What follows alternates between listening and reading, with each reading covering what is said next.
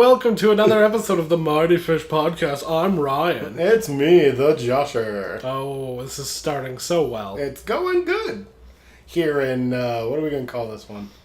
We should call it Studio 3, because it's the third studio. It's true. We're here in good old Studio 3. That's lame. It's not as good as Garudio. No. In name. Well, I mean, right now the setup's not... Yeah, this is not ideal. This is not my favorite thing. Yeah, the mic is sitting on a bar stool. Yeah, my laziness in getting the studio set up is very, very apparent. It's coming along. There's a desk and a computer. That's true. It does have those things. And a lamp. There's a lamp. There's two. And yeah, that one doesn't have a light bulb. Or no, maybe it does. But that one turns on with the switch. That's the important one. That's fancy. That's the lazy man's way of doing light. And that's the best way. How you been doing, Josh? Oh, you know. We're back with another thrilling episode. This is episode 29. Yes. A momentous occasion. Yeah. We have much to talk about. It's like when Conan says that he has a really great show. Yeah. That can't always be true. It's statistically, though, it's never true. That's messed up. I love Conan. Me too. He's good. But anyway, we're here on our very first episode, post Garudio, in the new half-finished studio, and it's been a lull. It's been a lull in the whole movie. Yeah, we haven't department. Seen much. I've been catching up on old stuff. Yeah, I watched a couple things. We watched that Ghost in the Shell. We watched Ghost in the Shell. We watched all of Glow. Glow was fantastic. Yeah, I've seen Ghost in the Shell. Not so much. Didn't we watch Glow to cleanse our palate from Ghost in the Shell? Yes. Yeah, luckily it was the right call. I was getting a little cold feet about doing a Ghost in the Shell episode and dragging you to go see that. It was the proper call. Yeah, well... We found out later I'll be honest, though, dude. I drug you to Prometheus, which I did not enjoy, and you made me watch Ghost in the Shell, which you did not enjoy. So, I don't know. We're going to call that one fair, or are you going to actually call for... You didn't have to go to a movie theater. I didn't have to pay for a ticket, yeah. All right. It's true. So that is still on the bargaining table. On the docket. But no, if we made a whole episode for Ghost in the Shell, it would be the most boring. I don't even know how we would make an entire, or even half. There's nothing to talk about. I have no idea what to even say about that movie. It's bad. It is bad. I will say that, I feel like part of the problem was they tried to do as much of the source material as they possibly could without doing any of it. Making it into a RoboCop-esque story was a huge issue. Yeah. Because they pull from the show, they pull from the sequel, they pull from the original movie, and none of it is executed right. Tokyo doesn't even look right. It does when they're doing an homage. And then it stops looking like that and goes right back to looking like Mega City 1 from Judge Dredd. Yeah. I mean, some of the design elements were cool. Yeah, it looked cool. Yeah. But the soundtrack was way more understated than I think I would have liked it to be. Yeah. Because the bits that were there were good, but I feel like it was silent a lot of the time. I wish it was silent. I was going to say maybe the ambient soundtrack just wasn't great. Yeah, I felt like they were trying to go for that Vangelis Blade Runner type, where it's just a lot of ambient noise. Yeah. The background noise is kind of indiscernible from the music, but... It's just bad. I was bored. It didn't have a good payoff.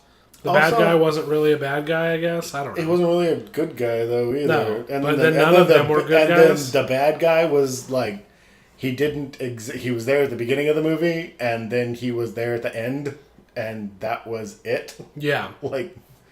Oh, that's the guy we're supposed to be mad at. Yes. That's just... I don't know, man. That was... It's just bad. I'd rather not even talk about it. We Ooh. We lucked out, I would That say. one like stuck in the chest. Ugh.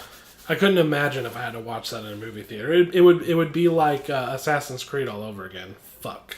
I think this was actually a little better than Assassin's Creed. It was, but I'm just saying. Yeah. Wow, I went to the theater. Ugh. Yeah. Ugh. I paid for that. Yeah. I couldn't. Anyway, let's talk about Glow, man. I am willing to talk about Glow. Your topic has my stamp of approval. Yeah, I sir. think I've seen the first 3 episodes like fucking 3 times now because other people want to watch it, and I watch a little bit, and whatever. But the latter episodes in the season, I'd say from episode 4 is when it really starts to pick up. Once the actual concept comes through, and they start executing it fully. It's much better. It's when they like move into the compound. I feel like. When they move into the little motel and everything, that's when everything got good.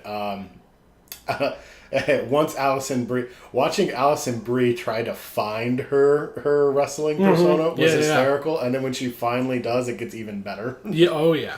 Yeah, because she's like a gender swapped M. Bison. Yeah. Like I liked the first costume like a lot, dude, with the whole mohawk and everything. I thought that was dope. Yeah. Yeah, she. Was that the first one, or was that the finalized one? They stumble on their personas like early on, like for most of them, and they do the camera test. And then her first one, the home wrecker. It's like the home wrecker. It was like dumb, and basically the whole time they're like, I don't know, I'm not really feeling it. And then they just leave it up to her, and then she has the worst ideas. Yeah, she does. And then finally, out of nowhere, in the middle of a sponsored event, she just fucking busts out her persona. Yeah. And the crowd loves it, and it's awesome. Nice. That was done as far away from the mic as I could possibly get. Hey. I'm just fucking with you. Hey, I'm giving it a shot, yo. Yeah, I don't know. There's not a lot to say. Mark Maron was great. I'm not a big fan of Mark Maron's comedy. Mm-hmm. I don't even know what else I've seen him in. I'm trying to think of anything that I've seen him in. Where his show's okay. Okay, Maron's pretty good. I haven't seen his show. It's got that Curb Your Enthusiasm, Seinfeld. The show's about nothing. You just hang out with these guys all day long. It's that kind of thing. Okay. And it's like it begins, I think, with his podcast and ends with his podcast every time. Okay. Like it's he gets an assistant and all this. It's all right. One of the funniest episodes I ever saw was the one where his dad shows up. That one's fucking great. He just lives in an RV in his front yard for the longest time, insisting that Mark and him be friends again. It's just terrible. Yeah, I mean, with Glow, it's like he's obviously the best character. Yeah. But I don't know, like, depending on your taste, I guess. He's just the funniest character. He is consistently the funniest. He is the simplest, I think. He has an arc, I guess, of being a huge dick to being less of a huge dick. I was going to say, yeah, he goes from being a complete asshole to being, like, an asshole. Yeah, like... So the simplicity of his character and how funny he is throughout makes him the best for me. But honestly, a lot of the girls get overshadowed by the main 2 girls, which it's not that interesting outside of Allison Brie. Then the other girl whose name I was going to say know. The other girl is just like, I used to be somebody, now I'm not. Yeah. And now I'm mad. But now I'm not again. Her personal struggle was really interesting. I liked the bits with her and her husband, because her husband's just the fucking worst. Right near the end, she got a little bit more development. But like as I'm talking about it, the thing about the show though, I think, is the simplicity of here is the idea, here are these characters. They're somewhat real because it's like they're not overly complicated. No, they all have problems. It's not melodramatic, it's dramatic. And it's properly dramatic and properly comedic all at the same time. It's very, very good. Yeah, like I understand normal people are complicated, but at the same time not day to day. Exactly. Especially when they're focused on doing a thing. And that is the thing. This doesn't meander anywhere in the middle. No, I like that about a lot of it. Like they all kind of find purpose within this endeavor that they're all taking. Like this is like a haven for these rejects and stuff like that. It's really, really cool. Marin finds a purpose within it. The producer who looks like a knockoff Rob Lowe. I thought that was great. He finds a purpose towards the end of the show. Alison Brie, the other girl. The one story that I really, really liked was she's the one she plays Machu Picchu. I liked her story, dude, where her dad was a wrestler and was kind of a dick because he didn't want her to wrestle. He wanted her to be better, and she wanted to wrestle, and that story was great. The brothers help near the end. He shows up at the very end. Her stage fright I thought was really cool. I thought that was a really cool little touch. Like she wanted this, and oh my god, I don't think I can do this, and it was for real reasons. Yeah, it was. Like I said, everybody felt real almost in how simple, like they had traits. Yeah. But it was, like you said, it wasn't melodrama. It wasn't, not everybody has some tortured past or whatever, whatever. That girl, she's just a party girl and she's kind of a bitch. Yeah, she has moments where she's not the worst, but at the end of the day, she's kind of just the worst. She just sucks. Yeah. She's always going to suck. And I think that's cool. The British girl cracked me up. Yeah. She's useless. Well, she was Australian, right? Is she Australian? Yeah. I couldn't tell if she was British or Australian. I'm bad with that. She's Australian, but they tried to play it off like she was a smart British girl. Yeah. Yeah. And she's not. She is probably the dumbest member of their little crew. Yeah, I think maybe the relationship between the director and her is probably the closest they get. Yeah. To throwing in a little drama. The way they do that is so funny, dude. I don't want you showing up at the same time I do. Yeah. And he walks in literally like 2 minutes before everybody else. Yeah. And then people are like, what are you doing out here? And she's like, oh, he doesn't want me walking in with him. He thinks it'll be weird. Yeah, everybody knows what's going on. Nobody cares. And he's like, he thinks it'll be awkward. Then when she finally does walk in, he's like, why are you late? Yeah. Like, he has dedicated himself to this whole stupid bit, dude, and nobody buys it. Yeah. I mean, plus, like, little touches are cool.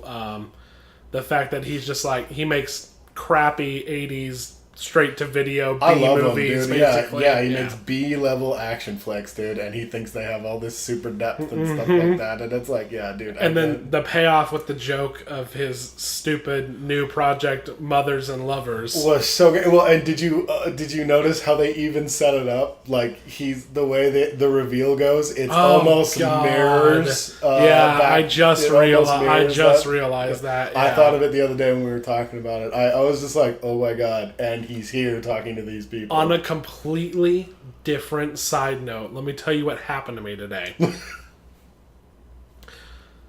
and I found this out watching Fresh Prince of Bel-Air on my work television while I was like doing some shit. Yeah.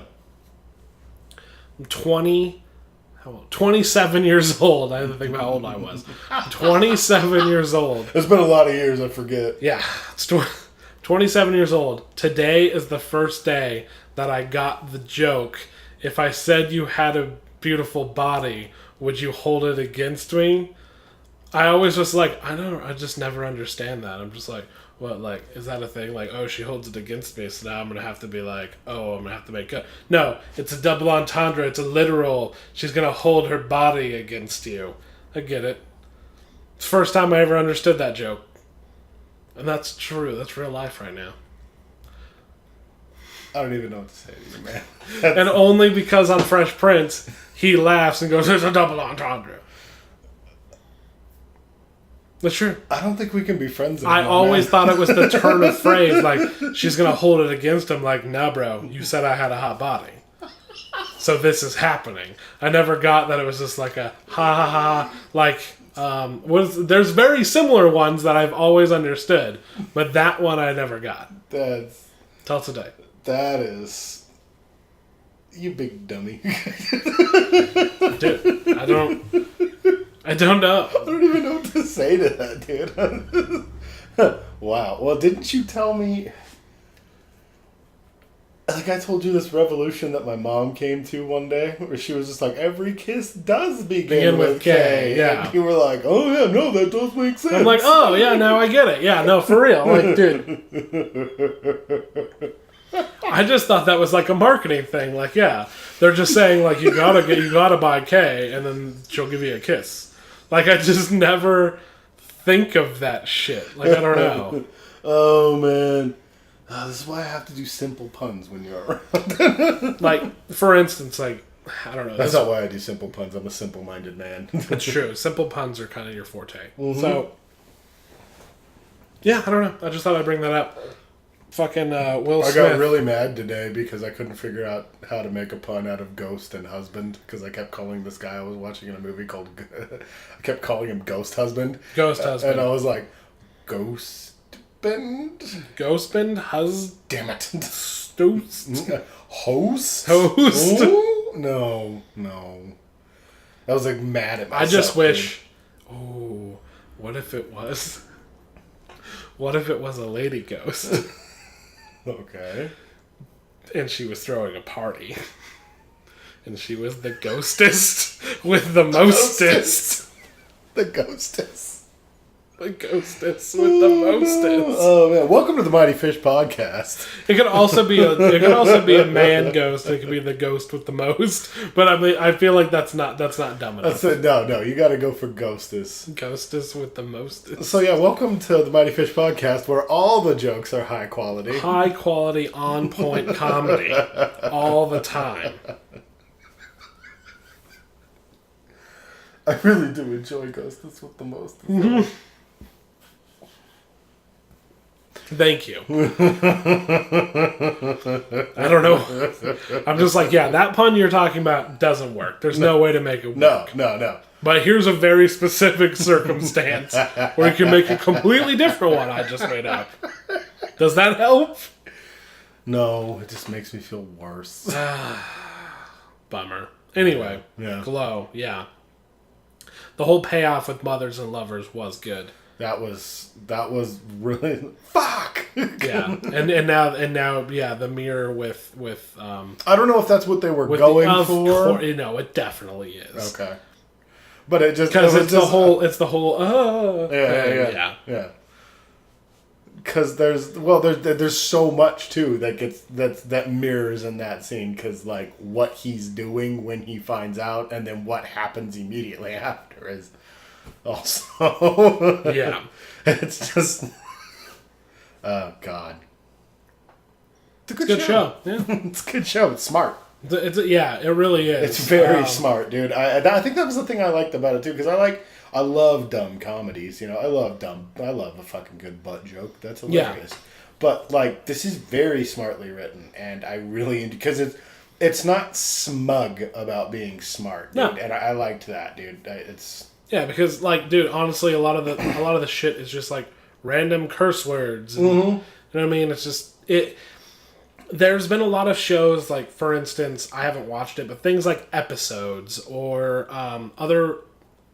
Well, that's what I other mean, shows dude. that are like behind the making of a fictional yeah. movie, the behind the scenes movie or thing, show, yeah. But this is going in a route that's like, you know, like B movies or random ass cable network in the 80s when most people didn't have cable. Oh yeah. This is like public access, I think. Yeah. Well, it was cable. Yeah. Oh, it was going to be cable. It was cable. That's yeah. Right. They went over that. It's just like, it's cool because you get a little bit of that, like behind the scenes bullshit that like with the producer and the network guy and this and this and that. they talk about the slot they have between Yeah. like the Oh, the Japanimation. Yeah, and, they got the and something anime else. scene, the anime show, and then some terrible. It's like the anime show follows them, and before that is like some doctor show solving mysteries. It's like Diagnosis Murder or something like that. And that's cool, and it doesn't have like the 7:30 slot. a lot like another movie I watched, a Woody Allen movie. It doesn't have the whole Hollywood glamour angle to it, or like. No, I will say that's one thing I liked about the show is I liked the way it was filmed because everybody kind of looks like crap.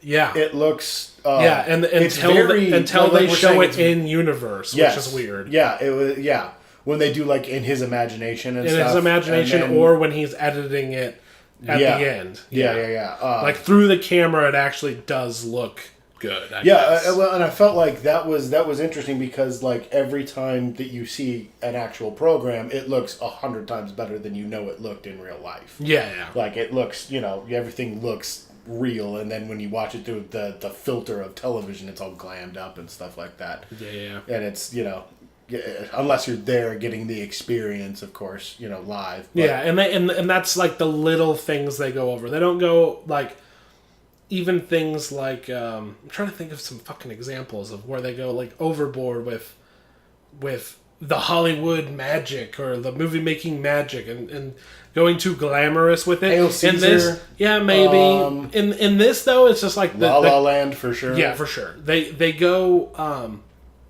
The cameramen show up and they're like, "Where are we putting these fucking tripods?" yeah, and they're like, "No, we want to do it handheld." Yeah, Like, we his wanna vision have- was to get you into the action, so we want you to move around the Move ring. around. Well, we're going to be in each We're other's gonna be in shots. shots and shit, and just Yeah. like that, like just And like Maron's all pissed that the guys are just standing right in front of each other. He's just like, "Come on, guys." yeah, and just random things like that, like making a fucking low budget cable ladies wrestling And show. like I love those behind the scenes type of things. Like one of my favorite parts about Birdman was the behind the scenes of the show and stuff. Like there's a movie called Noises Off. I think it's based off a real play.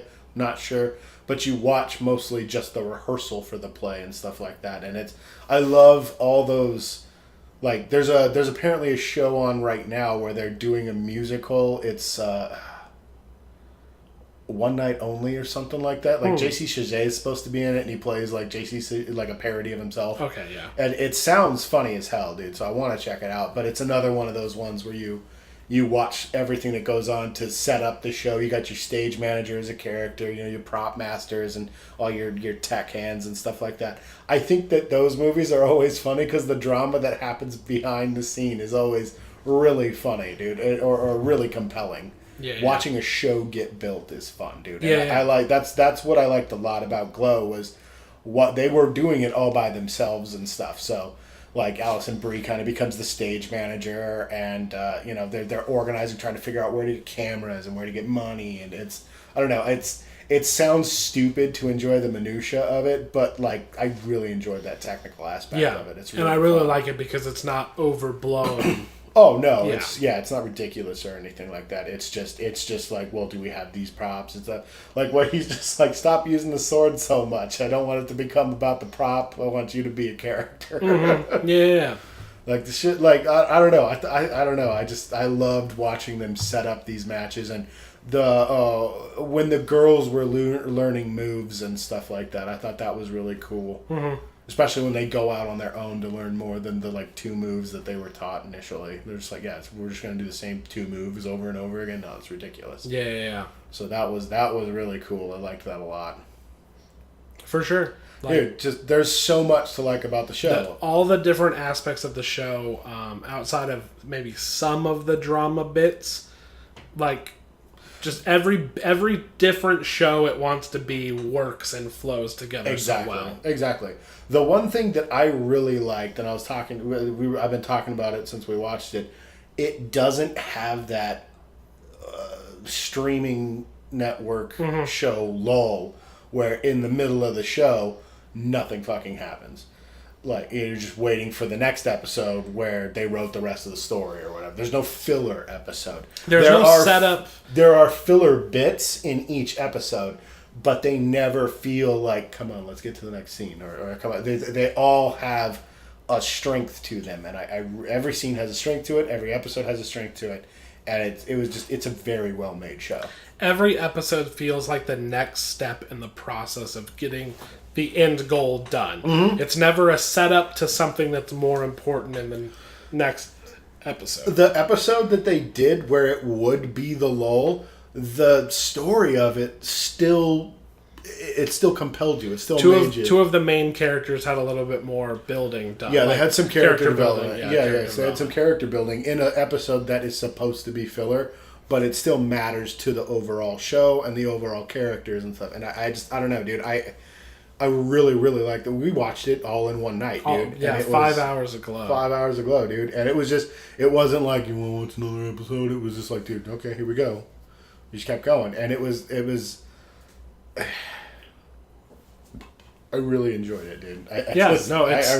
It's one of my favorite, I have a hard time pointing out things that I don't like. Like I said, I still have 2 episodes of Daredevil to watch. Yeah. I've watched none of Jessica Jones. I've watched none of Iron Fist. I've watched none. You don't need to watch any of I've watched none of fucking Luke Cage. You know what I mean? Luke Cage has that lull that kind of you're just kind of and there's a tonal change and it pissed some people off, but I figured they were just trying to touch on everything that was Luke Cage.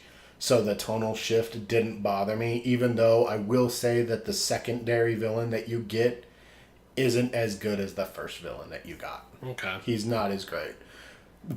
Well, no, he's great, but in a totally different way that I don't think people enjoyed. Because one is a really cool, film noir crime boss guy that's really great. And the other one is just this cheesy, he talks in rhymes. He's just kind of a tool, and he's a trope, and I thought it was great because they kind of embrace the whole trope with the last half of Luke Cage, and they go with it. It's a shame that was the end of the season instead of the first half of the season. It would have been better if it was reversed, I think, and people would have taken it a little less hard. But I still enjoyed Luke Cage a whole bunch. Jessica Jones, once Purple Man shows up, really starts to drop off in quality. And the problem is that is a show that is nothing but that Netflix lull. Characters do the dumbest shit. It's the only Marvel series where I've seen every character in the show do nothing but act to service the plot. They have to do something this episode, so this person's an idiot and does this. Oh, well, this person's never been like that, but we need some kind of something to happen out, so we'll change her character or his character for this episode. And it's dumb. It's so dumb. And all the subplots are pointless. They don't add anything to the show. Jessica Jones is a terrible fucking show. Iron Fist is bad from start to finish. I've not seen a Marvel anything yet with a less likable main character. Wow. You hate the hero and actually like the villains more. One in particular kind of carries the whole show. He starts off awful. He's just I don't know if he bought into the script. Nobody seems... We were talking about it when I was bitching about the show initially. Yeah. Because nobody seems like they give a shit about being there. He kind of seems to come into I'm doing this, I might as well do it. So he kind of embraces his character and embraces the bad writing and tries to go with it. So he does try to save the show towards the end. And he's probably the only redeeming part of the show. Everything else fucking sucks. You could watch Jessica Jones maybe. I cannot tell you to fucking check out Iron Fist. That show is the worst. Probably the worst thing Marvel's ever done. Wow. I fucking hate that show, dude. But no, dude, yeah, this was one, it was like Stranger Things for me, dude. I needed to watch this show, dude. It was great, dude. After watching a couple episodes, I was just like, no, I have to finish this now. Just hopefully in every genre they find that they just get a show that fits. Exactly. I would. Oh yeah, dude, because they've got their sci-fi weirdness with the Stranger Things. They've got a good. What would this be? Drama comedy. Yeah. Just lighthearted. Yeah, lighthearted drama. Drama comedy. Yeah. Heavy comedy. I don't know. Yeah, dude. It's kind of like a premium cable comedy. Yeah. Well, I mean, and then they've got The Ranch, which is straight up sitcom format, which is probably their best sitcom format show. I like The Ranch a lot. It's just, Yeah, it's fine. The problem I have with the ranch is that it is the traditional sitcom format. It feels and fucking weird. Weird watching a show With a laugh track. Yeah, exactly, which is like an HBO style comedy, and there's a laugh track, and they have to pause for the laugh and everything, and I'm just like, I get what you're saying, because it's like, it takes me a while to watch the show. Like, I like the show a lot, but it takes me a while I don't sit there and devour every season. And it's also weird to watch. I watch maybe one a week or something. Late 90s, early 2000s sitcom set exist. Yeah. Because sitcoms have existed past that era. Oh, yeah. But, there are things like Modern Family and things like that, where they're filmed on either much better sets or location sets. Yeah, it's backlot sets or whatever. Because like you've still got like shows like Big Bang Theory or trying to think of other ones. Any CBS style. Yeah, comedy. but they don't and I haven't watched a lot of Big Bang Theory, but what Big Bang Theory, they do interiors. Because the interiors... there's not a lot of exteriors in Big Bang Theory. And the ranch does the whole... That 70s show, front yard... Yeah. The ranch set. Like studio outdoor sets. Yeah, because like the house... Fresh Prince of Bel-Air. Yeah, the interior of their house and the bar... Look fine. You could... They have the studio lighting, but yeah. Exactly. Like if you filmed it a little differently, you could make that totally believable. And that's the other thing, too, is the style that they use for filming is very much that camera one, camera two. Yeah. So they go full in on that style, laugh track, sets, everything, but it's like you're watching it on Netflix. There's a weird disconnect. And it's odd, dude. It's odd, totally, dude. Yeah, and that's weird. They go... And I feel like they only do laugh track, right? Yeah. They don't do the dramatic stings or the No, it's all so it'll be like a real dramatic scene that's like feels silent, and then somebody will crack a joke and then laugh track will play. Yeah, and it kind of jars you out of the scene. No, I get what you're saying and I understand why you struggle with it. I've just kind of tried to go with it, and it's like I said, I don't eat it. It's interesting, but like you said, they are trying to like nail down genres and even subgenres, like. Because Stranger Things isn't straight horror. Oh no, Stranger Things it's like X-Files. It's so many things all rolled into one. It's an adventure show. It's a kid show. It's not like a kids show, but you know what I mean, like a Freaks and Geeks type of show. But it has that overarching sci-fi horror element, and that's the meat and potatoes of it. But like it has so many shows within one show. Because it's even got the teen drama with Nancy and and her little crew. Yeah. But yeah, no, dude, I hope to see more continuing high quality shit out of Netflix with this original content. Apparently, they're planning on spending like $9 billion next year on original content. Well, because I know they let go of a lot of their options and whatnot, like everything from Fox is gone. I was gonna say it's too bad which sucked because like I was watching Firefly through there. Oh no, now I have to watch my box set DVDs. Yeah, that's true, and I have the Blu-rays, but fucking.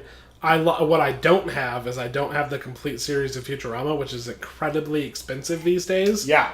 And so they only have the latter seasons that were owned by Comedy Central. Yeah. They don't have the first 5 seasons. And they don't keep up on like American Dad and stuff like that. No, nowhere does. Yeah. I don't know where. Maybe TBS has an app where I can fucking watch some of the new seasons. But TBS does most of their shows through like Hulu.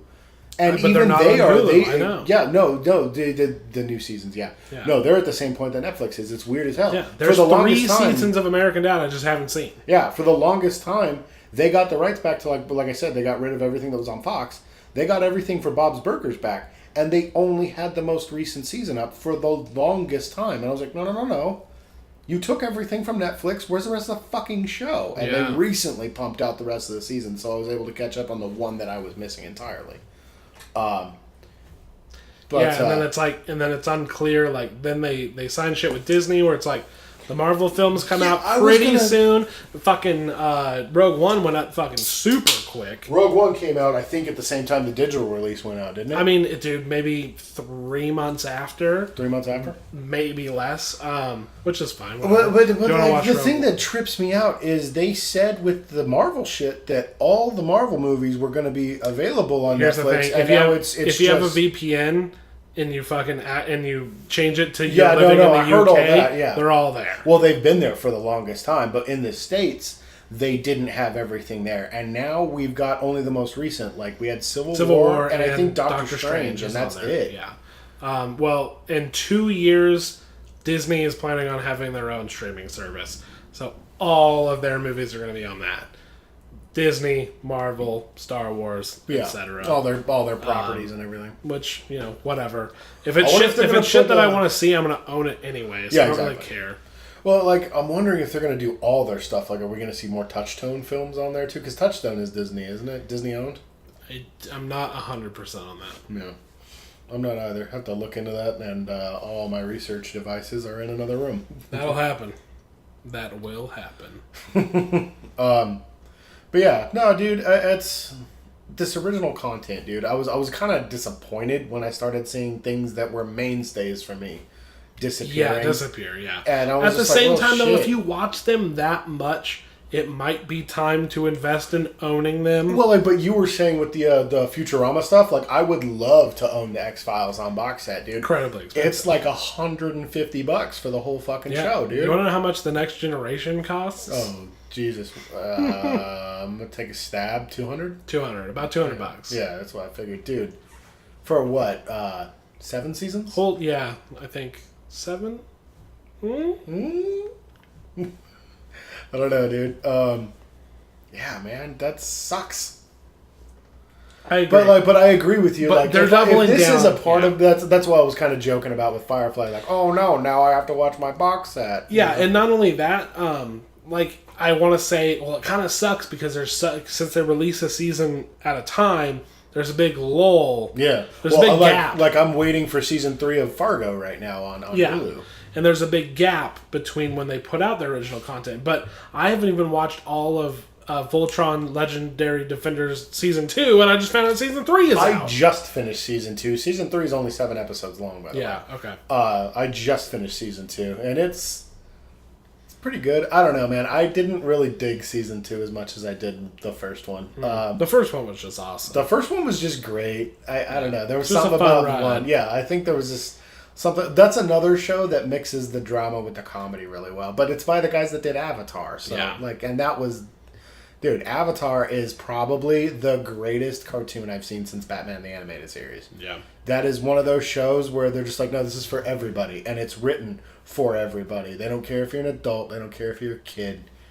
It's all good, dude. Yeah. Voltron leans a little bit more towards the kids. Yes. But it still manages to do a really, like if I was a little kid, the balance they do, like, I would get what was going on. Because you get those sad moments and stuff like that, but then you get the funny moments, and they're genuinely funny. Mm-hmm.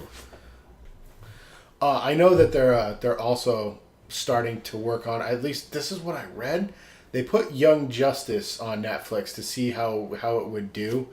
And I think the last thing I read was that, because that show got canceled prematurely.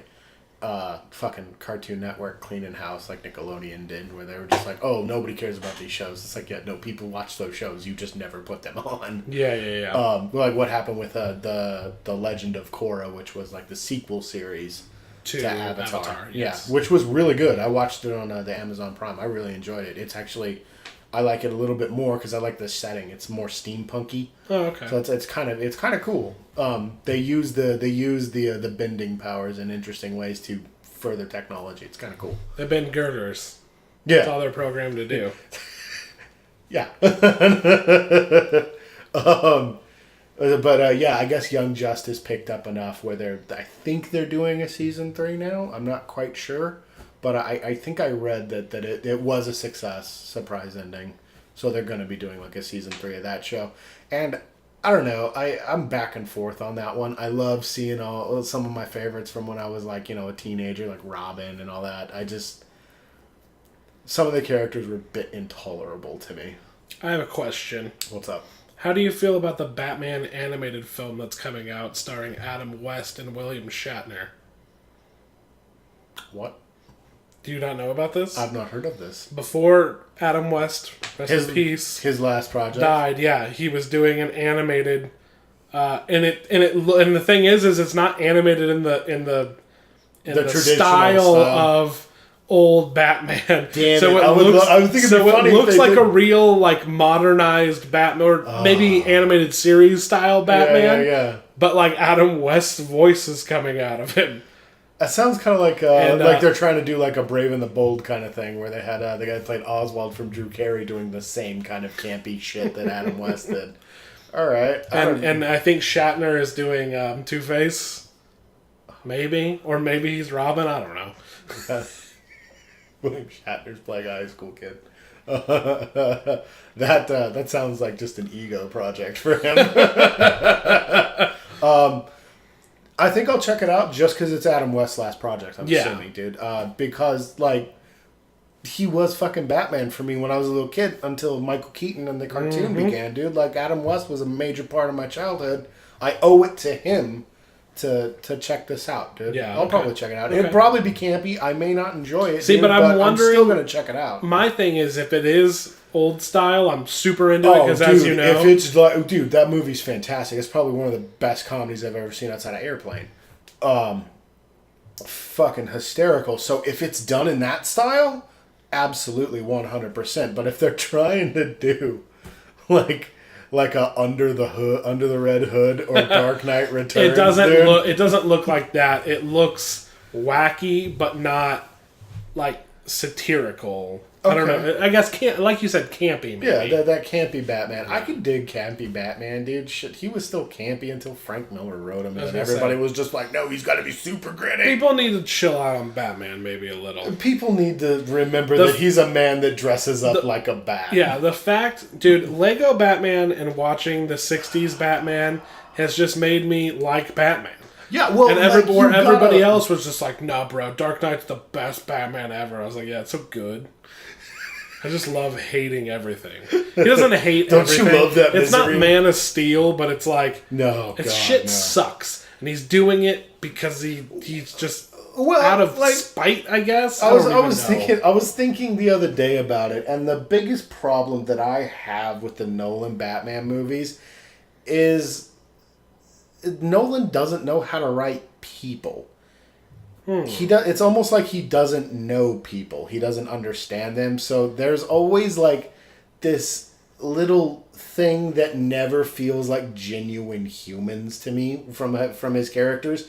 He does great stories and they flow really well until you think about them later on and they all kind of fall apart. And that's the status quo for every single one of his movies. When you think about Nolan movies that don't work. Yeah. And that's part of what made Prestige so great. It was all about the magic and the illusion and everything like that. And then when you thought about the movie later on, you're like, well, wait a minute. All kind of, once you realize the trick, that's the kind of thing that I see with Nolan movies. And the problem for me with Nolan's Batman movies is none of it really feels entirely human. And they keep telling me it's supposed to be realistic, but no human feels like a human in it. They feel like they're just characters in a thing. Yeah. And that's my problem with it. And also this obsession with the grim dark of Batman. Yeah, Batman's a dark character and stuff like that, but you can still have fun with Batman. That there was a successful cartoon show that did it for several years. They managed to do it with the same character, even in the cartoons where he wasn't the main character. Yeah. There's always a seriousness that comes with him, but there needs to be that level of fun. He is a man that dresses like a bat. Like, let's make this a little fun. And that's what I liked about the Lego Batman movie so much was like they were poking fun at that grim dark attitude and stuff like that. And like, yeah, dude, it's ridiculous. And they were poking fun at it while making a great Batman film. While having a very heartfelt overall story. Mm-hmm. So, well, and then like the entire Adam West television show was poking fun at the self-seriousness of Batman. And just, I mean, that was granted the Batman of the time was also a little campy and stuff like that.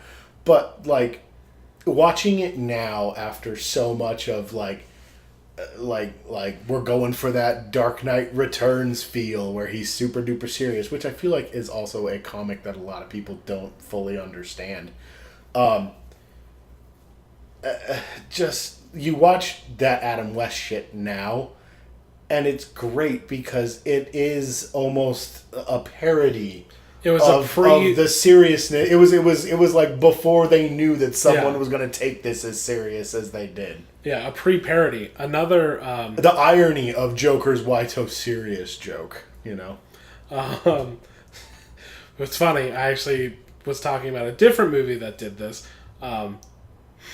Is it weird that the parody, the parody movie of Straight Outta Compton came out 20 years before Straight Outta Compton came out? How weird is that? CB4 is a direct parody of NWA. Yeah, Straight Outta Compton. Well, it's so funny because like that was the whole thing. Like that was what they were doing. They were actually doing. It's actually a documentary, a docu-flick before the actual docu-flick even. Yeah. Dude, except they took a comedic idea. Yeah. Like no, dude, no. It's super funny because like they're almost exact mirrors of each other. It's really fucking funny. CB4 is a funny fucking movie too. I haven't seen it in a long time. I love that movie. It's really good. I've seen it once or twice. Yeah. Oh god. Speaking of old movies, it's not an old movie. I watched The Snowden. Yes, Snowden. Figure we could talk about a movie. Yeah, I like Snowden. That was one thing I was going to say. We opened this up with Ghost in the Shell, which was a horrible mistake on many fronts. Yeah, and I have a short thing to go off of on another movie, but for now... Yeah. Oh, dude, I also want to talk about another one that I watched. Okay. If you want to just continue. Yeah, but Snowden... dude, fucking... I've always been kind of this weird on the fence about Snowden kind of thing. I've always felt bad for him in his life, because what he did ruined his life. Yeah. But it was a good thing that he did. I believe that everybody needs to pay for their shit that they do. So part of me is just like, well, he's got to come back, face justice. Yeah. But then I'm like, I don't think he should face the justice that they have intended for him. Yeah, which he's completely willing to do. And he said. But what he falls under treason laws. Yeah. And which what the he penalty did, is and what death, he right? did, I don't think so. But what he did is not technically treason because the only thing that he shed light on was the spying of American citizens. Yeah. He did not put out. Well, that was the thing I was going to ask you. Files like, you're a little bit relating more learned on the subject than I. So I was like, did anything that Snowden do lead to any bad shit? Did anybody die because of what Snowden did? No. See, that's where I'm this like, is surveillance this is surveillance and intelligence gathering, and the files he put out were proving that they were spying on Americans without. Well, because I remember the part in the movie where they find out like what the ratios were and everything. Yeah, they focus on how they would spy on foreign combatants and things like that. Yeah. But what he directly leaked or whistleblowed on was not pertaining to that. Yeah. It was how they used that. It was how, sure, I guess there was a little bit you could learn about what they used because they were using it to spy on Americans and foreign entities, but no, it was just letting Americans know they're being spied on by their own fucking government. Exactly. Yeah. Okay. So no. Cool. Yeah. Well, see, and that just adds to me just like thinking he's such a great tragic character, and I look forward to seeing what history will make of the man. I mean, Stephen Colbert did a great thing during his interview where he showed Snowden is him asking other people who Snowden was, and they didn't even know. Yeah. And he was just like, wow, fuck, that kind of makes me feel like shit. Yeah. Because they all thought he was like WikiLeaks. Yeah, they all thought they leaked shit, and it caused problems, and like what he did not. Yeah. It's a bummer, man. It's like, how do you deal with that too? Because it's like he thought about getting out, but at the same time he's like, I'm going to be under surveillance for the rest of my fucking life. Well, yeah, the turning point for him in the film was when that guy talked about his girlfriend. His girl, don't worry, she's not cheating on you. Yeah, she's not cheating on you. That was his turning point where he was like, this shit has to fucking stop. No, and like, that was the thing, dude. Like, the whole part of the film where he's talking about the 4 hops to everybody and everything like that shit broke my fucking heart, dude. Because I was just like, I just pictured any person with any kind of conscience in that scenario where you're listening to the problem, but then because that guy's talking to this dude who's, you know, a dentist or what have you, dude, and that guy's married to this lady who runs the bakery or whatever, you know, and then you got to listen to whoever the two of them talk to, and it's just boom, boom, boom, boom, boom. It's that 6 degrees of Kevin Bacon thing that we were talking about the other night. And it's just like, I don't know, dude, I thought about all the stress that you would have as a person in that scenario, and just in the back of your mind. Stress and paranoia involved, yeah. Yeah, well, I mean, and that's exactly how paranoia works. Like, this guy's weird, I don't trust him. Well, shit, he's friends with this person, I don't trust that guy either. And it's just, dude, it's the perfect example of exaggerated worldwide paranoia, dude. Yeah. It was just, normally I don't like Oliver Stone. Yes. And I really, like, this was a kind of a rarity for me where I was just like, this is very fucking good. This is a great movie. Joseph Gordon-Levitt does a great job. Yes. I'm continually surprised by that guy, dude. I'm always, like, I don't know what it is. I like the guy. I've liked him since Third Rock from the Sun. But, like, it's like I forget that he's got, like, talent.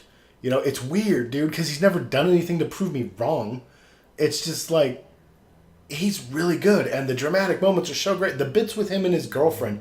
By the way, Shailene Woodley needs more fucking work, dude. I agree. I feel bad that she got stuck in that YA type of series that kind of, like, I feel like really damaged her career because it didn't take off the way Hunger Games did, the way they thought it would. It was part of that crop. She's got to break. Yeah, she's got to break out.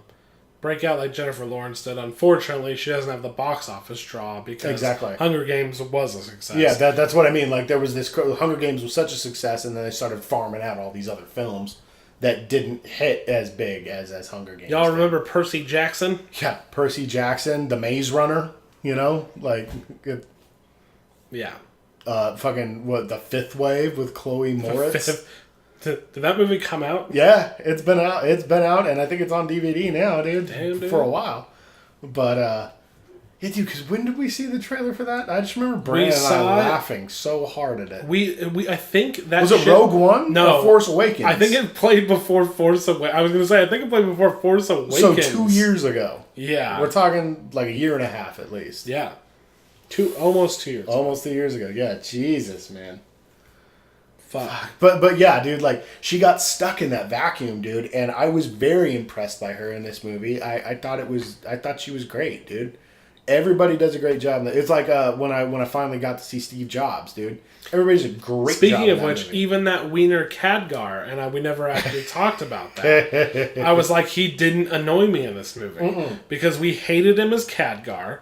We hated him in SLC Punk 2. Although that movie was just bad. Everybody was hateable in that movie. Yeah, that movie was just bad. Yeah, he was just like, I felt like he played a character that worked for him in Snowden. Yeah, he was the long-haired guy, right? Mm-hmm. Yeah. I always was like, this guy's... The guy who kind of let it slip to... I always was just like... To the gourds. Yeah, well, I was like, he's going to fuck him. And then he never really did, dude. He was somebody, like... That's the thing. Like, I think of my what I would do in that situation. Your contribution to the situation. Yeah, and I would be a lot like that. We're like, yeah, this shit goes on, bro. Like, I'm fucking there's no getting out of this. Yeah, this is what it is, dude. I'm in too deep. Yeah. I'm just going to treat it like it's normal. Well, and that was, like, my thing. Like, even if he knew they weren't spying on his family, if he got out... Like, would he be able to live with the knowledge that was going on? Yeah. You know, and I think that's why he kept... When he would leave one area, he'd end up in another area of surveillance and stuff. And then he'd leave that and try to take a more technical role. And then he would find out that he built the thing. And then they were like, oh, we're using it for fucked up reasons. And he's just like... He could never get out of that, dude. And that was... I really felt for that struggle for him, dude. It's just a really good fucking movie, dude. Yeah. Yeah, watch it. Everybody. Yeah, it's good. Yeah, no, it's a really good one. Another movie around that time that came out, I think we talked about it, but Steve Jobs. It's good. We talked about it before on the cast, we have. I think, yeah. So Steve Jobs, that... Infinitely superior to the Ashton Kutcher film. Yeah. A lot of Birdman vibes. You talked about Birdman. Yeah, well, yeah, it's funny, dude, because I was going to bring that one up as well, because you get the really cool behind-the-scenes set, but he had every important conversation in his life right before a product launch. I like the way they make a little joke about how they're like, we get it. Yeah, well, yeah, because like at one point he says like, "What is every person that I've screwed over going to show up or something like that?" Yeah, dude, that was like the last one in the movie that they did too. Yeah, but I liked the way that they set that up, dude. You could almost see that done as like a play or something. Yeah. It was really really cool. So I was just speaking of biopics, I just want to throw that out. Oh yeah, and I know we've talked about it. We've been doing this for. We missed it, Josh. We missed our year anniversary. We missed it. Yeah. By a few weeks. But anyways, we've been doing this for a year. Yeah. So yay! So, we forget about shit. Yeah. But we get busy. Damn, not too bad. I mean, nowhere near an episode of a week, but close to 30 episodes. We were doing an episode a week for a while there, dude. Yeah. But it fell apart because we got busy. Well, there was what have we run into? School, sickness, moves, work. We've all had. But now we're in the new studio and we're out of excuses. So So we're gonna try to start churning out content for you guys. You wanted to talk about another movie. Yes. Okay. So, I remember when I don't even know if this movie had to have hit theaters. I think I saw the trailer in the movie theater, but it's Woody Allen's newest movie. Oh, the one you were talking about. I believe, Cafe Society. Yeah. It's a Woody Allen movie. Yeah. It feels like a Woody Allen movie. Is there a Woody Allen movie that doesn't feel like a Woody Allen movie? Maybe. I think Midnight in Paris feels the least Woody Allen-y. Midnight in Paris is just a dumb movie. But it's really bad. Yeah. This is not as bad as that. Okay. Not even close. I watched the whole thing. No. And I wasn't on my phone either. I think I just watched it. Yeah, you weren't when you talked to me about it. You didn't seem like you were too mad. You were just like, yeah, and then stuff happened. Yeah, but it's very meandering. He commentates over it. Now, is he supposed to be? Nobody's a bad guy, though. Okay. Nobody. Well, isn't that kind of the status quo for Woody Allen? Like, there's no that's what I want to know. And then it's just like branching families. Like, because here's the thing. Like, and he had a brother who was a gangster. He had this guy, and he had this guy, and he had this guy. And, like, I haven't watched enough Woody Allen to know if that's, like, his thing. Because I said it felt very Wes Anderson. Yeah. And more specifically, Royal Tenenbaums. Yeah. In parts. Okay. But I'm like, I know that sounds ridiculous because... Yeah. Well, arguably, what is it? Gene Hackman is kind of the villain of the movie and the protagonist of the movie. Yeah, exactly. But describing a Woody Allen movie feeling Wes Anderson is ridiculous. Yeah. Because Wes Anderson just wants to be Woody Allen. Yeah. So that's dumb. More stylized Woody Allen, but yeah. Yes. It was when it started, I was intrigued because I thought they showed this like really maybe it's just me. I don't know what fucking houses in the 50s fucking looked like. So it's set in the 50s. I don't even know. Yes. 40s, 50s, I don't fucking know. I don't know times. I feel like everybody talked and dressed weird until it was the 70s. So like between the 30s to 70s, I can never discern anything. Wait a minute. The 70s people stopped dressing weird? Yeah. Are you aware of disco and rock, man? But that is a discernible time. Okay. You know what I mean? It's hard for me. Well, that's 30s. True. Anytime anybody tries to nail down the style of the 80s, it's just like you're just doing a parody. Like, these aren't real people. Yeah. I'm just going to guess 50s here. Okay. So, anyway, it's like Hollywood. But it started, and it's like, it looked like a modern contemporary house. But everybody was dressed up in, like, old Hollywood period piece, like that Wes Anderson. And I was like, okay, I'm like, what's going on here? Yeah. And then like the very next scene, everything was like period appropriate. So I don't know if, like, maybe I'm just dumb and they were making square, contemporary, weird-looking Hollywood mansions back then. I doubt it. It's all got that weird, like, Frank Lloyd Webber design. Everything back then was, like, Mediterranean and weird. The Mediterranean style. So I don't know if that was... I don't know what that was. But it got me intrigued. Yeah. Nothing ever happened. The subplot is the only thing that has anything happen. That's how I felt about Manchester by the Sea. Yeah, and that's why I wanted to... this is a good transition. Because, like, the plot of that movie doesn't even start until the second hour of that. The movie's fucking 2 hours and 40 minutes long, dude. Yeah. It's almost a 3-hour movie, if I remember right. It didn't feel that long to me, but it did. I was to watching me, it dude. on and off. Oh, so. dude, no. I sat and I watched the whole fucking thing. Nothing happens. You just dwell with Casey Affleck and his misery for the longest time. Then you find out what he's miserable about 45 minutes into the fucking movie. Intense. It's very intense, and it's very real, and it impacted me, but it happened at, like, the hour mark. And that's when the movie begins, at the hour mark of a 2.5 hour movie. Come the fuck on, dude. And then nothing really happens after that.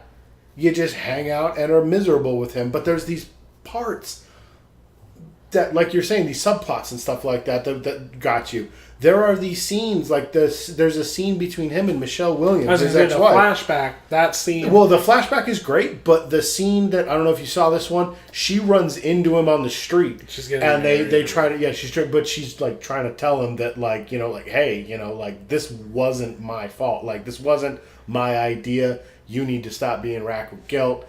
Everything's cool, and he's like, I was, yeah, over, like, and he's like, I don't blame you. Yeah. Basically, that's how I watched it. I basically wasn't paying attention until I knew one of those scenes was happening. Dude, it sounds like you watched like an hour of the film, and that's really, dude, it's like a 90-minute storyline in a fucking 2.5 hour film, dude. Yeah. It is so long, and then, like, by the end of the movie, I didn't even fucking care. I was just glad the credits were. Well, because what can you do? Nobody. It's just a man who's failed to move on. Yeah, and he continues to fail, dude. And you feel for him. I like that there's a permanence to his failure. Yeah. Like, through his own, like, guilt. Yeah, well, he's conscience. obviously torturing himself. Yeah. Like, everything he does is to, you know, keep himself in this misery. And it's, you know, that's a very real thing and everything like that. Not everybody gets the golden, you know, the brass ring and shit like that. He did make overcome some hurdles. Like, he's got a better job and he's not going to get fucked over anymore by that guy. That was good. But, like, nothing happens for the whole movie. Like, they finally fucking bury his brother. Yeah. That's the only plot development. Yeah. And I was just like... Did his nephew ever fuck that girl? Yeah.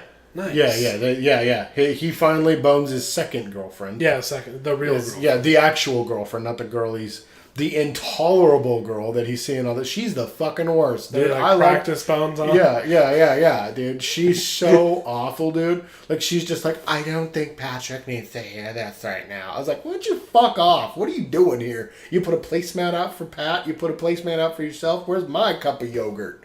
Like, dude, she's fucking the worst, dude. She says these stupid, like, I'm the real girlfriend lines. Like, oh, God, she fucking drove me nuts. I hated her. I was glad she was only in 2 scenes. The only thing I hated about the real girlfriend was watching their terrible band practice. I actually really liked that their band was actually terrible. Their band was shit, dude. I liked the joke that the everything was the drummer's fault. That was a good joke. But, and then I loved watching him try to talk to her mom in that scene. Was like, you gotta help me out, bro. I gotta bone this girl. You gotta distract her mom. And, like, she's just like, I can't sit down there anymore. He won't talk. He loves sports. Turn on the game. And she's like, I'm not gonna spend another hour with him. No, I'm not doing this. No, dude, like, nothing happened for that whole fucking movie, dude. And I was just like, I can't be depressed anymore with Casey Affleck. Yeah. Like, it's like, I want to say that Casey Affleck can't carry a fucking movie on his own. Because I don't think he has the the ability. He's not his brother. So, have you seen The Finest Hour? But he was actually a supporting character. I didn't see The Finest Hours. Good. I refused to. Terrible. I already saw The Perfect Storm. Way, way worse. I know you hate The Perfect This Storm. is a terrible movie, Perfect Storm. It's Perfect Storm. Me and George Clooney, we're gonna go catch some crabs. That went Chicago, but I don't even know what The Perfect Storm was about. That's Other fucking- than a storm. it's a storm. I don't know They're why they were fishermen, going. and they get fucking and they keep going because they're having the best time of their life catching all the fish out there. And then the perfect storm comes, and oh no, it's the perfect storm, and everybody's like, oh, those poor guys we know that are out there, and every boat comes back except fucking Mark Wahlberg, and George Clooney's, and they ride up a big hill, and it's supposed to be a big mountain. You'll get there. This mountainous wave. There you That's go. where I was going. That's what you were gonna say. Yeah, you know. And they're just like, oh man, we're brave men, right? Yeah, we're brave men from the East Coast. And they fucking New England spirit. And they go up the wave, and of course it tips the boat over, and then fucking Mark Wahlberg fucking gets out of the boat and floats out in the middle of the ocean. I don't know if they fucking save him or not. I can't remember. But George Clooney watches him float away and then goes back in the boat because he's not leaving that boat. No. And then Mark Wahlberg has this terrible monologue at the end about love and the sea Is it as bad and as... his girlfriend. Is it as bad... And then the credits roll and I die a little more inside. Is it as bad as Ashton Kutcher helping a man and then him being like... You talking? Nah, he was out there, the ghost man. Oh, Ghost Kevin Costner? Kevin Costner was out there as a ghost and he saved me. That was a better movie. Ugh. I think I just hate most ocean-related movies. There's a lot of bad ocean movies, dude. There's not a lot of good ocean. You know why, dude? Because it's a nightmare to shoot on the sea. Everything. You lay out a budget and then you end up fucking spending like $7 million more and all the shots look like I was crap. gonna say, like, I'm trying to think, Titanic might be the... Titanic wasn't filmed on the ocean, though. It was filmed in a pool on a blue screen. All of them were filmed on a pool and a green screen. They're all filmed on the... Jaws was filmed on the ocean. Yeah, and, like, buoyed... Don't worry about it. Yeah, I won't worry about it. Don't worry about it. Miniatures and what have you. But... Yeah, miniatures. Yeah, I mean, like, what are you dude. saying? Like, Waterworld? Well, yeah, I know you were specifically talking about Waterworld. Well, no, I was actually talking about Jaws and how much the budget blew up for that movie. But, like, Waterworld was... Well, that was because the goddamn stupid flimsy shark wouldn't work. And because they were filming on the ocean and every jackass from that fucking... I don't even know where it was. The Hamptons? Fucking just kept fucking like, what are you guys doing out here? Can we be in your movie? You know, like, fuck off. We're making shots. Like Spielberg said, they would go out for all day and they would come back with like 3 shots. That was like a bad day, and a good day was 5 shots. That's awful, you know? Like, It's pretty bad. Like, people getting in the middle of shots, the sea, you know? Like, dude, it's just the budget exploded because of that, and because the sharks kept sinking. Yes. Terrible shark robots. Stupid shark bots. We have much better shark robots now. Yeah, we just make CGI sharks. Yeah, and they just harass Blake Lively. Ryan, have I ever told you? Or they're Have I ever 47 told you? meters down. Oh god, that fucking movie. Ryan, have I ever told you that my hand is like a shark's fin? It's like a shark's My hand is like a shark's Okay, fin. that was in a transitional period between should they have used a CGI shark or a puppet. Oh god, that fucking movie. Yeah, What were we talking about? Manchester by the Sea. Yeah, that movie just sucks. Fuck that movie. Yeah, great performances in a. Oh yeah, no, in but it's like whatever it's a movie that's like, if the movie had looked better, I probably would have been along for the ride. But it's like an acting for actors kind of movie. Like it's one of those ones that like this was in the Academy because of actors. Like it's not a good movie. He shouldn't have won the award he won for it. Best actor? Best actor? Yeah, no, he shouldn't have won best actor with everyone else he was up against. Like, my money would have been on Denzel for best actor. I was say there was really only one other real contender. Yeah, like Denzel was badass in Fences, and he should have fucking won, dude. Like, you're giving me that fucking closed eye look. I don't ever know. Because I just don't know, man. Like, we talked about it before. Like, we had a whole episode on it. Like, I was never that sold on Denzel. Really? The reason that his character worked is because they made it so ambiguous and up to the viewer whether or not you like the fucking guy or not. Yeah. But, like, with Manchester by the Sea, all he does is sit there with his hands in his pockets and he mutters that Casey Affleck. Yeah, no. It's the thing with... He does nothing. The thing with how these awards go is it's always that scene. And I'm thinking of that scene. I'm thinking of him yelling out the window that death can come fucking get him. Or when he's yelling at the kid. Or or the very intense scene of him yelling at the kid. And I'm thinking of him reliving the thing, you know, the only scene in Manchester by the Sea that got me. Fucking spoilers if you give a shit. It's when he falls asleep on the couch while he's cooking in the kitchen. And he sees his kids on the couch and she's just like, Daddy, am I burning? And he says, no, sweetie, you're not burning anymore. And that got me. That was the only scene in the whole fucking movie that got me. And it's so brief and so quick. Like, I can't imagine, like, what was the scene supposed to be? The one where he takes the cop's gun, is going to blow his brains out, and the fucking music ruins every dramatic agency of the film. I don't remember the music, but yeah. Oh, dude, but basically, it's very, like, it's like a 1940s drama film type of score, which is overblown and overwrought and befits movies of that time, because they were overblown and overwrought. And it does not fucking work in this movie. This movie calls for a much more subtle score than it has. Yeah. Fucking terrible, dude. But like, I was just like, oh shit. And then the music picked up. It's like, and I was just like, like, it made me laugh. I'm not supposed to laugh at that part. As far as Denzel goes, like, and I felt like I was supposed to feel this way a lot of the time. I was just like, this guy is a bullshitter that's annoying me right now. But that was the character, and he played it well. It's not hard to be annoying. I do it all the time. Oh yeah, you're doing it right now. Fucking, he did that type of character fantastic, and that should be what he's awarded for. Playing a character well. Yeah. Not whether you like the character or not. You're right. Yeah. For example, like I said, it's always just that scene. Because, I mean, like... Well, and what was that scene? So, okay. I'm saying, it's always what that scene... I was trying to go off of, like, it's the scene in Silver Linings Playbook where she's fucking yelling at him. Oh, it's fucking this, you know, it's...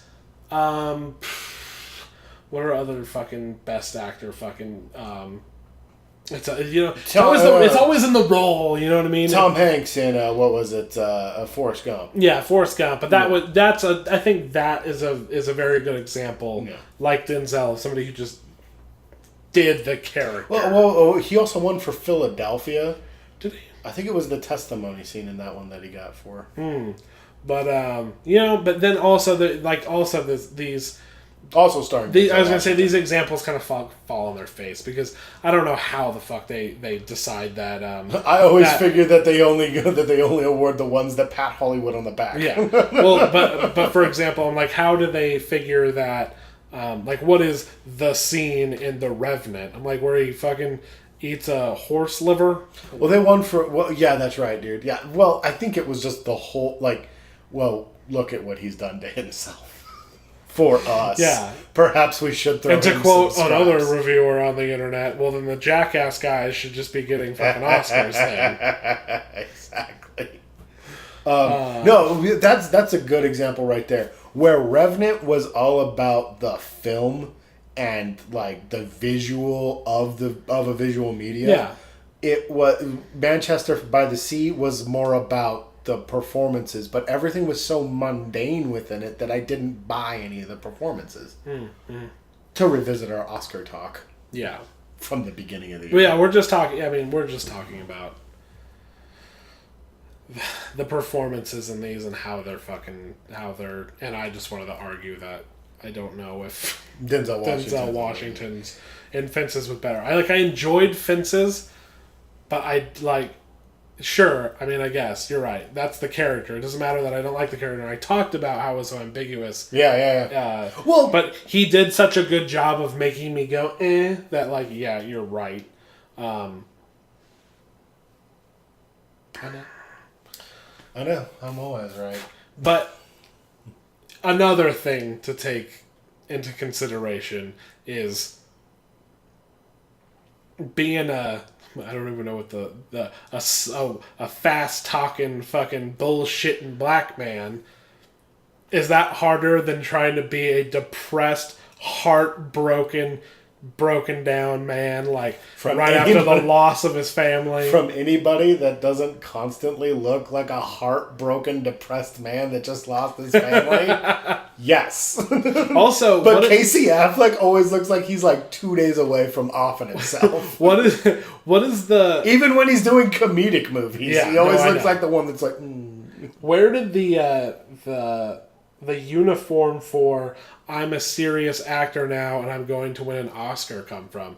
Jared Leto, long hair, beard, wins an Oscar. Yeah, that's like Casey Affleck, long hair, beard, wins an Oscar. I was like, what the fuck is happening right now? That's the white guy. That's the white guy. I'm going to win a beard now. I'm going to win a beard. I'm going to win an Academy Award. Look. Jesus Christ. But, yeah, I don't know. It's a toss-up between Denzel or not. Like it matters. Like, if you're Jim Carrey playing the role in Manchester by the Sea, I'm going to stand and I'm going to give you a standing ovation. What a brilliant performance from Ace Ventura or The Mask. I mean, but that also plays right into Denzel, though, too. Shut up. That argument goes both ways. Yeah. This is the most pointless conversation I think we've had in a long time. Well, it's like you're right, dude, because Denzel is a fast-talking, smooth-talking black guy, and I mean, he's cool for it. Like, that's part of what makes him awesome. He's charismatic, and he's cool, and he talks real fast. That's great. Are you saying both of them were cast a type? I feel like because he plays such a borderline unlikable guy, and I've only seen him do that one other time in Training Day. That's a very good point. I think like I give him more ground. Casey Affleck either plays the witty sidekick to somebody in a group setting. And he's Boston, and he always plays the Boston guy, and then in this one he plays quiet, withdrawn, introverted, depressed guy, which is the only other thing I've ever seen him do than play like dopey Boston sidekick. Yeah. And that doesn't seem like a stretch for me. I feel you. But like, I don't know, like you said, it does kind of fall apart because I've seen Denzel play fast talking dude before. Doesn't matter. Like I said, both were great performances. I think I prefer, obviously, I liked fucking Fences more, so yeah, it is what it is. Fences is a better movie. It has a story arc. Yeah. I don't know. You just brought up the awards thing, and I always just wonder why the fuck they choose what they choose. Oh, I'm always caught up on the choices that are made. I'm like, what? Did you see that movie? Or I'm like, yeah. Outside of the year that fucking that Mad Max pretty much won everything. Besides, the big ones. Yeah. Where they were just like, we'll just give it to, what the fuck was that stupid Catholic rapist movie?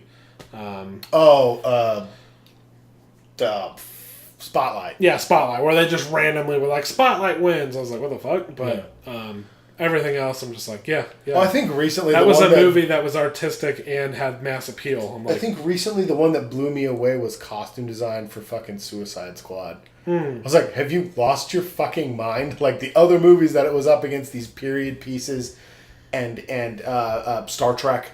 And I was just like, have you lost your fucking mind? You put Harley Quinn in a t-shirt and short shorts. Well, that's not talent. Well, and another thing is like... That's not creative. Like Ex Machina was one of the best movies of the year, and the only thing it won was like CG or whatever... For CGI. Whatever CGI is called. It's digital effects or something like that. And I was like, against Star Wars? Yeah. What? Yeah. You know what I mean? I'm like, good, they're getting some recognition. Everything Ex Machina should have won for, it was ignored for. Yeah, and what it shouldn't have won for, it won for. Yeah. Like, I don't know, dude. It just the whole fact that Suicide Squad won for costuming. I was like, that was the most unimpressive. Like, maybe Killer Croc. Yeah. No, there was like Diablo's tattoos. That's the thing though. When it comes to that shit, every movie has great effects. Every movie has great costuming. So it's like it's a crapshoot. But it's like get a movie that does something different. Yeah. I feel like that's a good, or somebody who just like, or a movie that like nails a period piece. Like, in Mad Max, how the hell are you going to argue that had great production design or great costume design? Like, yeah. Well, even I would say for even digital effects, because you didn't fucking notice them, and that should be the whole point. Yeah. Like, I mean, yes, there was the crappy 3D bits and everything like that you clearly noticed, but like the whole canyon that they're in isn't a real canyon. Mm-hmm. Like, and then some of the driving down, the whole chase scene, the big chase scene from the beginning with the canyon and everything. Most of that's not even fucking real. Yeah. And you could not tell that wasn't real at all, dude. It blew my mind. It looked like real dunes. They didn't look like jumps. Yeah. And that's when digital effects are impressive, when they don't look like digital effects. Yeah, for sure. For sure. That's an interesting... That's what that's what they're called special for. Yeah, that's an interesting point on the whole Ex Machina winning that, but... Basically, I'm just mad that they decided to give it that as a recognition, since it was just a great movie. Oh, yeah. Ex Machina should have won for, like, screenplay or something. Yeah, it really should have. So, all right. I think that's about it. We've been talking for a long time. I have to shill first. We are Mighty Fish Productions. This is the Mighty Fish Podcast. You can find us on all major podcasting apps, including the Google Play Store, iTunes, and anywhere that you like to get your podcasts from. Rate, review, comment. Yes, we are also on YouTube. We are Mighty Fish Productions. Twitch.tv/Mighty Fish Productions. If you liked this, if you're watching this on YouTube, listening, whatever, you can like, subscribe, leave a comment, do whatever. I'm Ryan. He's Josh. I'm Ryan. And we will catch you in the thing. Jesus.